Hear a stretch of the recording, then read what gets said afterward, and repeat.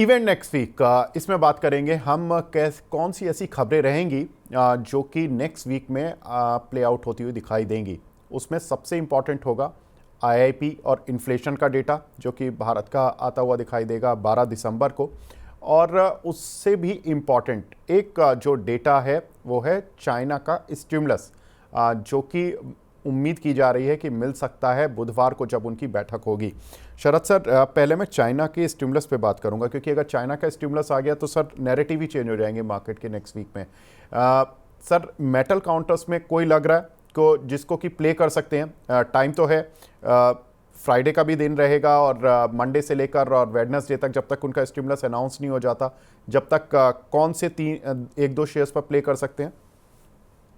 जी, तो देखिए, मैंने सबसे पहला काउंटर आपको दिया था जेएसडब्ल्यू स्टील। मुझे लगता है बिल्कुल इसके अंदर जरूर बने रहिए। कंसिस्टेंट काउंटर है, बहुत आराम से ऊपर की तरफ जाता है, बहुत ज्यादा वॉलिटिलिटी नहीं देता है। दूसरा, अगर आप देखेंगे जिंदल स्टेनलेस, यहां पर एक बहुत अच्छा मूव बना है जिंदल स्टेनलेस में। ये देखिए अपना फॉलिंग ट्रेंड लाइन ब्रेकआउट देने की कोशिश कर रहा है सर। बेस बना है 775 रुपए के आसपास, 734 का भाव है। कोई भी डिप आपको मिल जाए कहीं 710 के आसपास, तो बिल्कुल आप इसको ऐड कीजिए। थोड़ा वैसिलेट करेगा, लेकिन अगर इसने अपना जहां क्लोजर दे रहा है, यहां से अगर इसने क्लोजर दे दिया, कुछ ज्यादा ऊपर नीचे नहीं किया, तो ये बहुत आराम से स्टॉक कम से कम आपको 800 रुपए के लेवल यहाँ देखने को, यहाँ पर आपको दिखाएगा।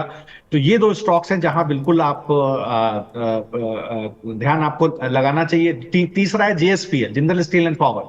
देखिए, कंसोलिडेशन हो गया, 6 सप्ताह का कंसोलिडेशन हो गया। बेस है 875, 885। इस पे आप ध्यान लगाइए। ये स्विंग हाई बनाने की कोशिश करेगा, ये अभी मूव करेगा तो ऊपर कम से कम 1100 रुपए तक के लेवल, 1050 से 1100 तक के लेवल आपको यहां देखने को मिल सकते हैं। इन तीनों में मैं बस कैविएट यही है कि अगर कोई स्टिमुलस आता है चाइना की तरफ से और बाजार गिरावट होती है, तो बिल्कुल ये तीनों काउंटर आप पकड़ लीजिएगा। ये एक अगर देखेंगे तो कॉन्ट्रा ट्रेड रहेगा आपका निफ्टी के अगेंस्ट, तो यहां पर एक अच्छी मूव आपको चलते हुए दिखाई देंगे। बिल्कुल, नवंबर की महंगाई दर भी होगी, यानी कि सीपीआई इन्फ्लेशन होगा और डब्ल्यूपीआई डेटा भी आता हुआ दिखाई देगा नेक्स्ट वीक में।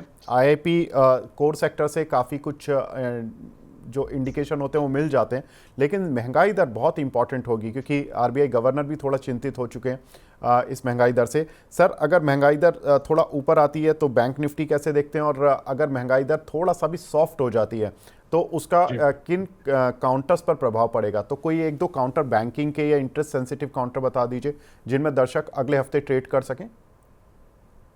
जी, तो देखिए, अगर अगर मान लीजिए महंगाई दर में थोड़ी सी भी कमी आती है, आपको देखने को मिलती है, तो मुझे लगता है कि देखिए बैंकिंग में तो विचेवर वे जो मैंने स्टॉक्स आपसे डिस्कस किए, यूको बैंक है, यूनियन बैंक है, सेंट्रल बैंक है, बैंक ऑफ बड़ौदा है, ठीक है। इसके बाद तमिलनाडु मर्केंटाइल बैंक है।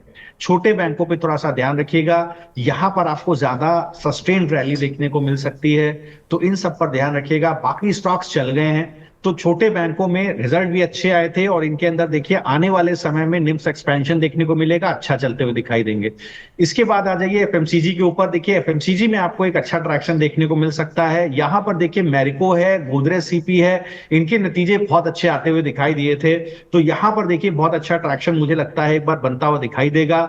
अगर अगर थोड़ा सा भी आपको देखिए एक बार ये दिखने को मिलता है कि इन्फ्लेशनरी प्रेशर, फूड इन्फ्लेशन में कमी आ रही है, तो बिल्कुल यहां पर आपको देखने को मिलेगा। एक बहुत मेरा फेवरेट काउंटर है बालाजी फूड, बीकाजी फूड। तो बीकाजी फूड पे बिल्कुल देखिए ध्यान रखिएगा। 687, 733 का भाव है। ये जैसे ही 850 तोड़ेगा, ये 1000 रुपए की ट्रेजेक्टरी की तरफ दौड़ जाएगा, तो बिल्कुल यहां पर सर ध्यान रखिएगा। मुझे लगता है बड़े मूव आने की कोशिश है यहाँ पर।